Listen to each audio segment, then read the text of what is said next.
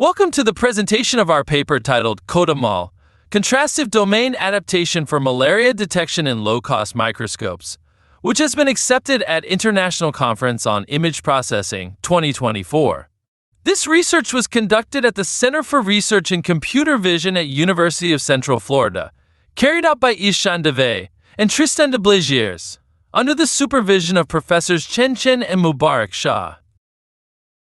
Now, before diving into the technical details, let's take a moment to understand the global impact of malaria and why it's such a pressing issue. Malaria is a life-threatening disease, responsible for 619,000 deaths globally in 2022, with 247 million cases reported.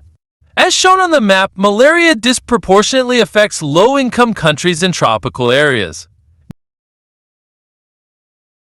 Given the scale of the problem, the next crucial step in combating malaria is accurate diagnosis. The gold standard for malaria diagnosis remains microscopic evaluation, where a lab expert prepares a blood smear and inspects it under the microscope, counting the number of parasites and identifying their life stages. Here we focus on the 4 stages of Plasmodium vivax parasite, ring, trophozoite, schizont, and gametocyte. Based on this count, the severity of the disease is estimated. However, this process is extremely tedious and demands significant human expertise and time. To address these challenges, several computer vision approaches have been proposed to automate this diagnostic process. Most of the prior work in computer-aided malaria diagnosis treats the problem as an object detection task. The goal here is twofold. First, to identify the life cycle stage of the parasite, which consists of 4 classes. Second, to accurately locate the parasite within the blood smear, determining its X and Y coordinates for further analysis. Although these object detection approaches have been effective, they rely heavily on high-quality images from expensive microscopes. These microscopes provide detailed images, making it easier to detect and recognize the life stages of malaria parasites. However, as we know, malaria is most prevalent in low-income regions, where healthcare facilities can only afford low-cost microscopes. Low-cost microscopes are about 70% cheaper than high-cost microscopes, but come with significant limitations. They have a narrower field of view and produce lower-quality images due to inferior lenses, making it harder to distinguish the finer details of the parasites.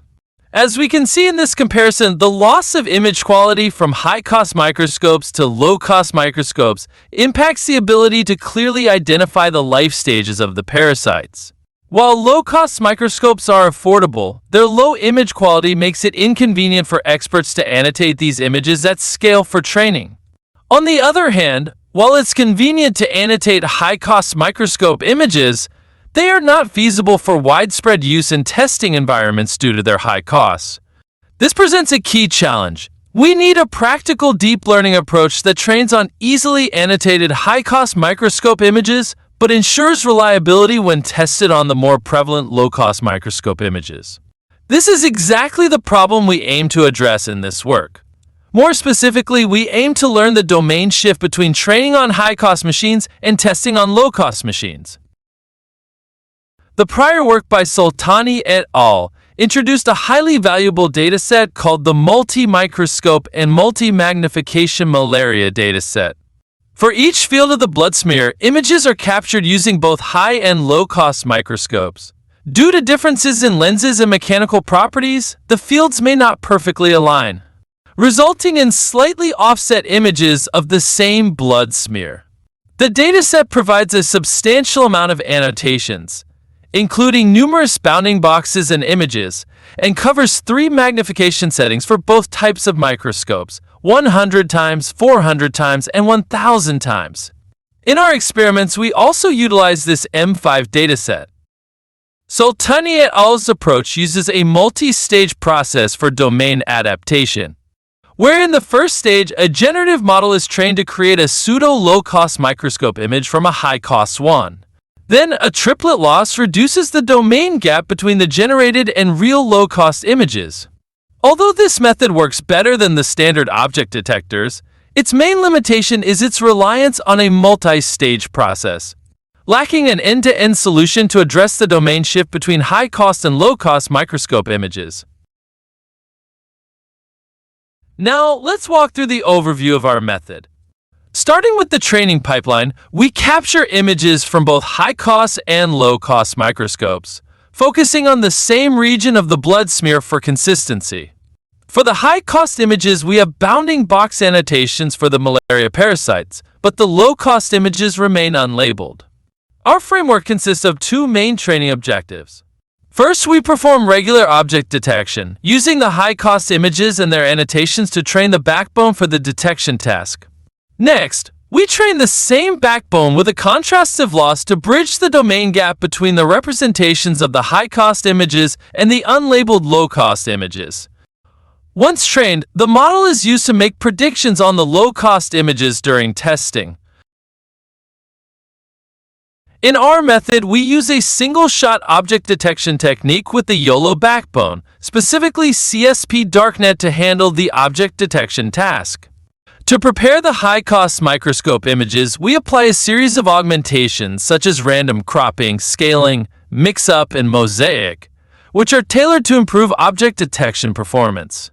Our object detection loss function is composed of three key components. First, we have the classification loss, which measures the difference between the predicted and actual classes of the detected parasites across their 4 life stages. Second is the localization loss, which evaluates how accurately the predicted bounding box matches the true position of the detected object. Finally, we use the objectness loss, which determines whether or not each grid cell in the image contains an object. Together, these losses ensure our model accurately detects and classifies malaria parasites in the high-cost microscope images. Before diving into our proposed domain adaptive contrastive loss, let's first review some fundamentals of contrastive loss. One of the most commonly used frameworks is Sinclair, which works by maximizing the mutual information between two augmented views of the same instance, while minimizing the mutual information between different instances. Mathematically, this means that in the numerator, we treat the image and its augmented view as a positive pair, while in the denominator, other instance pairs act as negatives. The term S here represents the softmax of the cosine similarity between these pairs. Now, our goal is to repurpose contrastive loss in a meaningful way to facilitate domain adaptation. After obtaining the high-cost and low-cost images, we pass them through the same object detection backbone and a non-linear projection head to extract their representations. In our framework, the high-cost and low-cost images of the same instance are treated as positives, while negatives are drawn from other blood smear fields. There are a few key differences that make our domain adaptive contrastive loss unique. First, we avoid using any augmentations, as preserving the spatial relationship between high-cost and low-cost images is critical. Second, we don't use negatives from the same view. For example, if our anchor is a high-cost image, the negatives won't include other high-cost images. This is important because, unlike traditional contrastive loss used for instance discrimination, our goal here is domain adaptation. For the experimental part, first we'll discuss the primary performance metric mean average precision, which we use to evaluate our results. We'll then compare our method with prior work, demonstrating significant improvements, followed by a look at some qualitative results that showcase the effectiveness of our approach. Before diving into the experimental details, let's first understand the performance measure we use. Mean average precision, which is commonly used metric in object detection. In this example, the green box represents the ground truth bounding box, and the blue box represents the model's predicted box.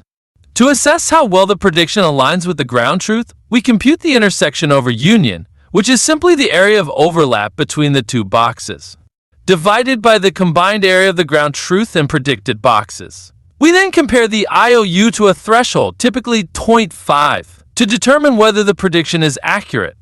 If the IOU exceeds this threshold, we consider the box comparable. Next, we compare the predicted object class with the ground truth class. In our case, we have 4 object classes, which is 4 life stages of malaria parasite. This means comparing the predicted malaria life stage with the actual one, making it a binary classification problem. Either the prediction is correct or it's not. For a specific ground truth class, we evaluate different points of prediction confidence and plot the precision recall curve. Specifically, we consider 11 points of confidence. Naturally, higher confidence leads to higher precision, while lowering the confidence threshold increases recall. The average precision is then calculated as the area under this precision recall curve. Finally, we repeat this process for all the ground truth classes, in our case, the 4 malaria life stages. By averaging the AP scores for all classes, we arrive at the mean average precision, or MAP. Now, let's talk about the quantitative results on M5 dataset. To evaluate our method, we follow the standard protocol from previous approaches, reporting the mean average precision across by training on high-cost machine images and testing on low-cost machine images in 2 key magnification settings, 1000 times and 400 times field of view. We also looked at computational efficiency, comparing methods in terms of inference time per image and the number of parameters required, which reflects the model's capacity. This gives us a more comprehensive understanding of the trade-offs between performance and resource demands. Additionally, we analyze whether each method supports end-to-end training or requires a more complex, multi-stage process. Our comparison includes a range of domain adaptation techniques and strong object detection methods. Notably, adding synthetic low-cost images, as done by Sultani et al., improved the baseline faster RCNN's performance. However, it also introduced a multi-stage training process, moving away from an end-to-end framework. Incorporating ranking and triplet losses helped improve results for Sultani's method. Our method, CodaMal, stands out by outperforming the prior best results by 16% and 15% on the both field of view settings. The key to this success lies in our end-to-end optimization approach for domain adaptation. Unlike previous 2-stage methods that rely on GAN-generated low-cost images, which introduce inefficiencies. Furthermore, CodaMal offers more than just better performance. Our model achieves a 21 times speed-up in inference and uses only half the learnable parameters compared to prior methods. This improvement stems from our use of a single-shot detector, in contrast to previous methods that depend on a 2-stage region proposal network, which is inherently slower. Next, let's dive into the qualitative results of our method applied to low-cost microscope images. On the left, we have the ground truth, and on the right, the predictions made by our model. We evaluated the performance across 3 key magnification level field of view, 1000 times, 400 times, and 100 times. What's impressive here is how well our model not only detects the malaria parasites, but also accurately identifies their specific life stages, regardless of the magnification. This consistency across varying scales showcases the robustness of our approach and its adaptability to different levels of magnification of field of view of microscope. To measure the impact of our proposed domain adaptive contrastive loss, we performed an ablation study. When applied to 1000 times field of view images, domain adaptive contrastive loss improved accuracy by 7.8%. This effect was even more pronounced at 400 times, where accuracy increased by 20.2%. These results clearly demonstrate the effectiveness of domain adaptive contrastive loss in bridging the domain gap between high-cost and low-cost microscopes, improving detection across different magnification levels. Following the prior object detection works, we also initialize our backbone by weights from Microscopes dataset and compare it with the random initialization point as shown here. It is worth noting that our method, which is initialized with random weights, which is 43.1%, also outperforms previous state-of-the-art, which was 37.5%, and utilizes pre-trained weights from Microscopes.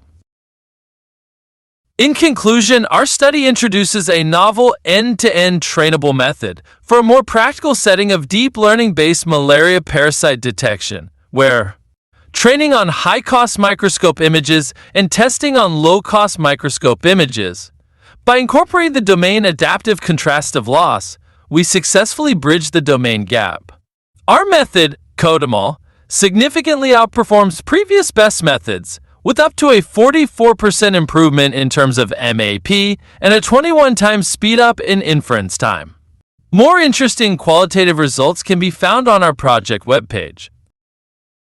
Looking beyond malaria detection, the versatility of our method opens doors to a range of possibilities. By enhancing how deep learning models generalize across different microscopy tasks, we can drive improvements in diagnosing other diseases as well. This approach has the potential to be refined and extended to a variety of diagnostic settings, offering a more comprehensive impact.